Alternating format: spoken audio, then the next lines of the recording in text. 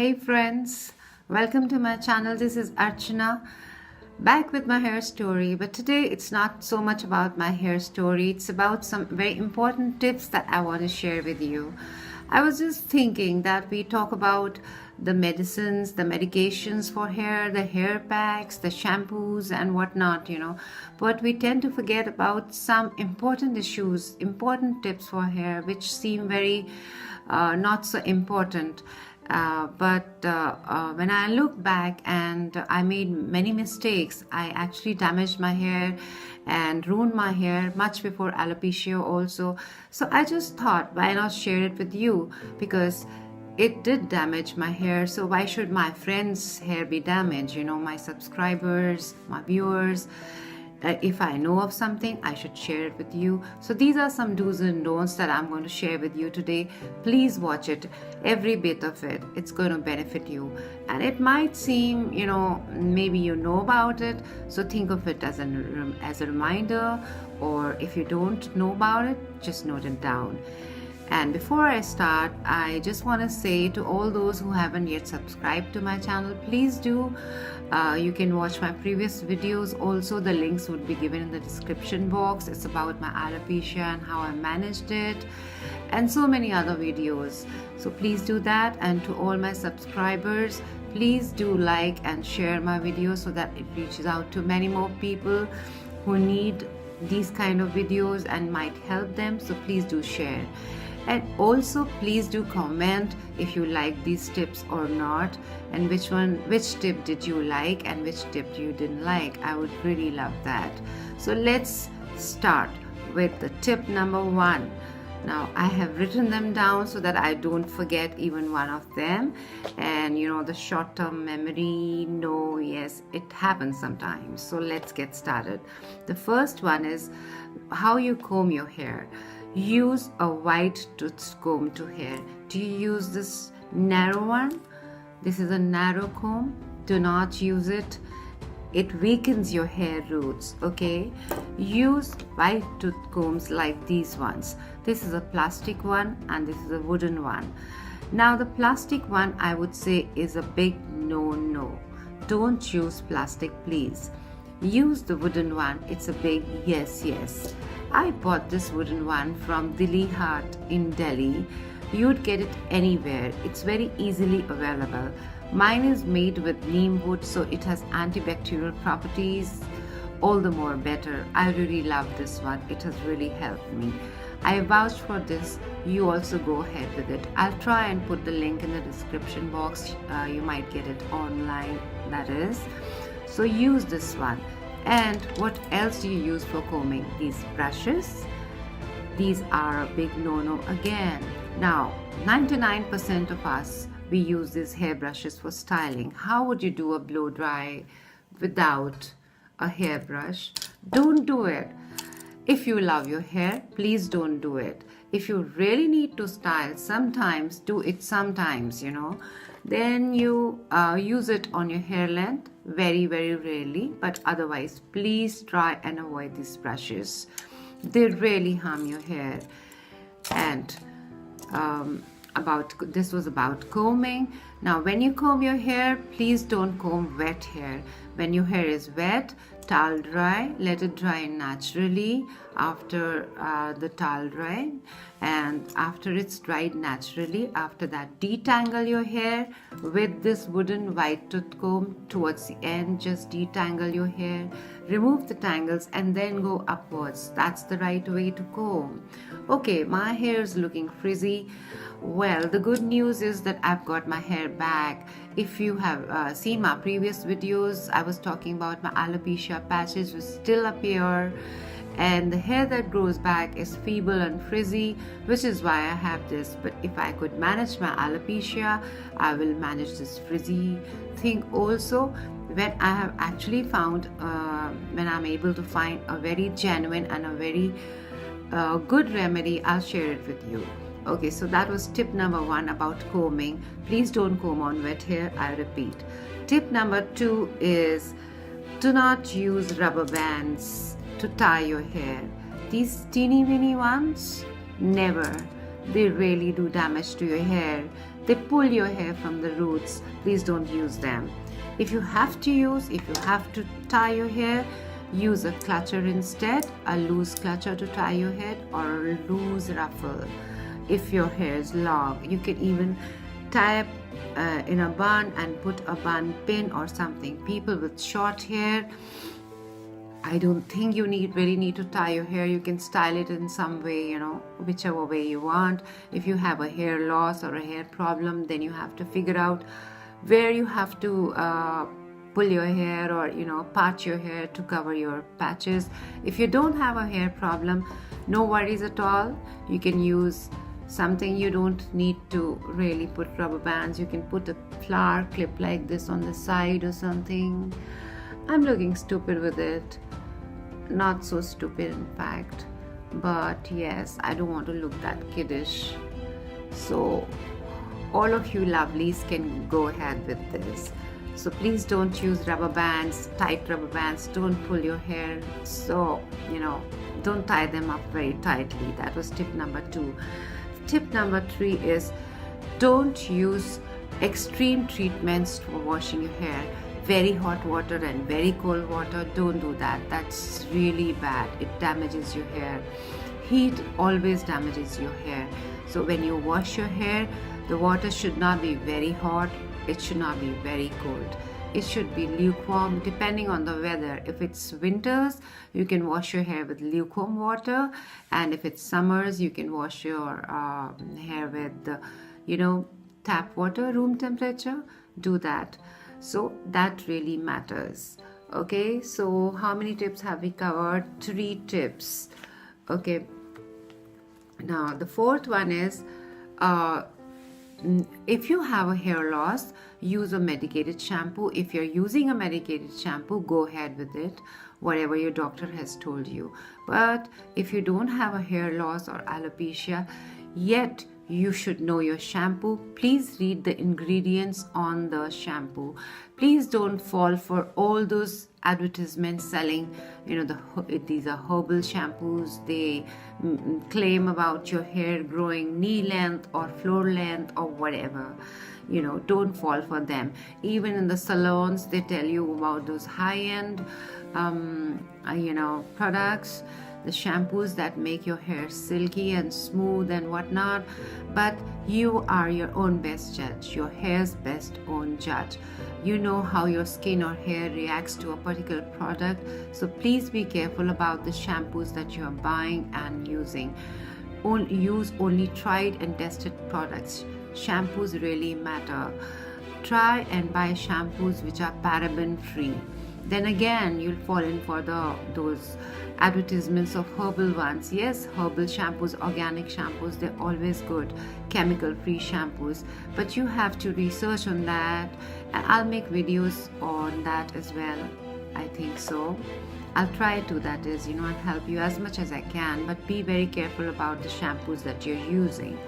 Okay, so we go on to the next one is, if you are oiling or massaging your scalp, please don't do a vigorous massage, because that also makes your hair roots weak. The oil massage, the concept behind it is to give blood circulation. So use your fingertips, not even your nails. Okay, my nails look long, but they're not actually long. Whatever length they are, short or whatever, you have to use your fingertips. Go in round circular motions with your fingertips very gently all over your scalp and little bit on the length of your hair. Give a gentle massage with oil, and that's it. Don't give that vigorous chumpy. It's not going to do any benefit. It really doesn't you know, solve the purpose. The purpose is giving the blood circulation, and if you're told to, as everybody says, you have to steam your hair after the oil massage. Don't do it with a steamer. Do it with a moist hot towel, not very hot, but a hot towel. Okay, so that'll improve the blood circulation in your hair. That was this tip about the oil massage. The oil also should not be very, very hot. And which oil you're using, all that we'll discuss in some other video. So that was a tip. The next tip coming up is about your hair hygiene, which is the most important. Do you always wash your rubber bands? Or of course, rubber bands you don't have to use, but your clutchers, your hair combs, your brushes, again brushes you don't have to use. And the thing is about your bed sheets and pillow covers. Now, change your pillow cover every day. Do you think that's very cumbersome? No, it's not. If you can't change your pillow cover every day, at least try and use a soft, clean, white cloth on top of your pillow every day. Try and change that. Give it for washing or wash it.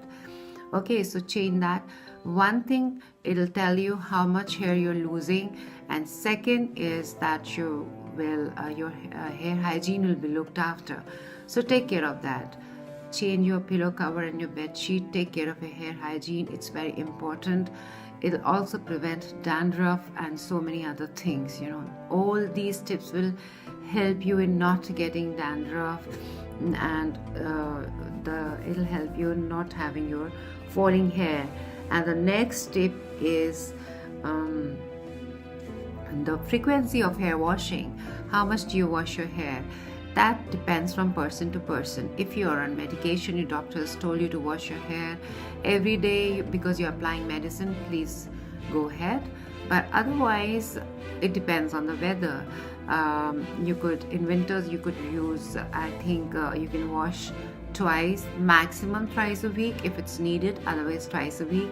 In summers, it's like alternate days. It depends on the humidity and the kind of hair you have and all that stuff, you know.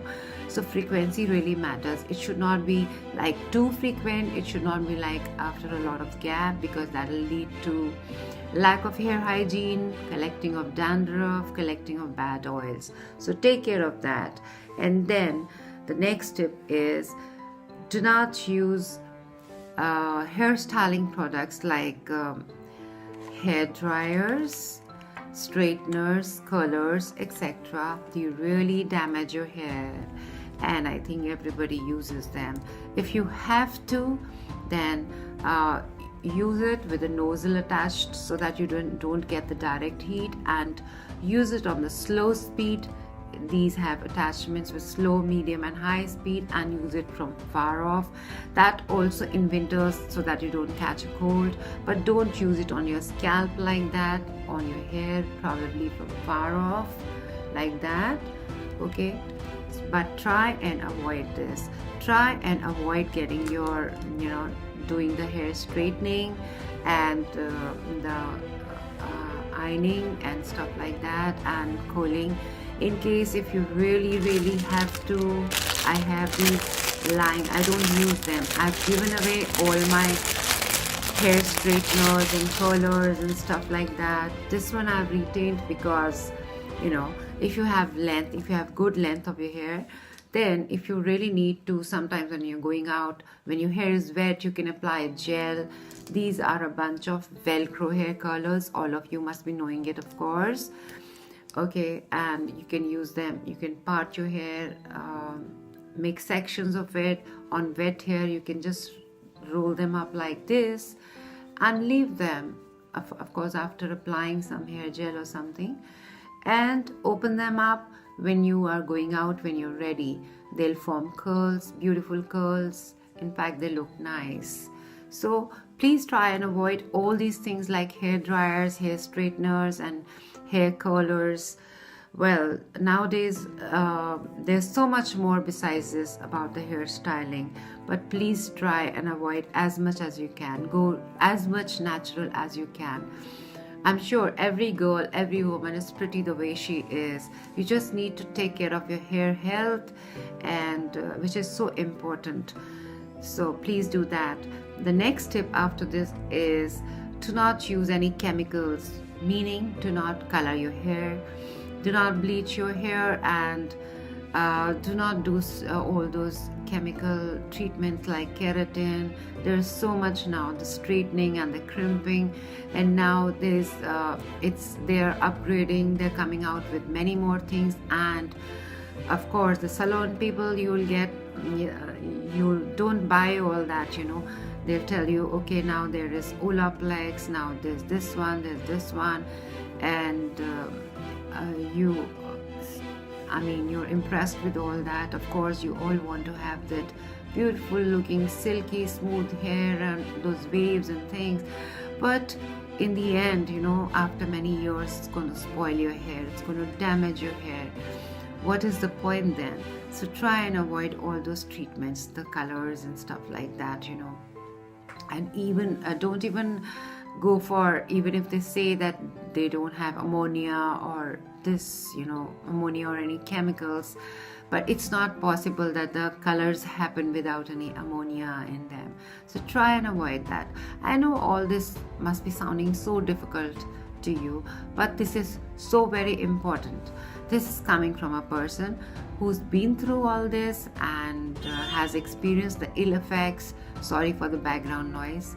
And ill effects of all that. So if you want to save yourself from all that, and if you want to have if you love your hair, you want to have beautiful hair, please don't use all these chemicals.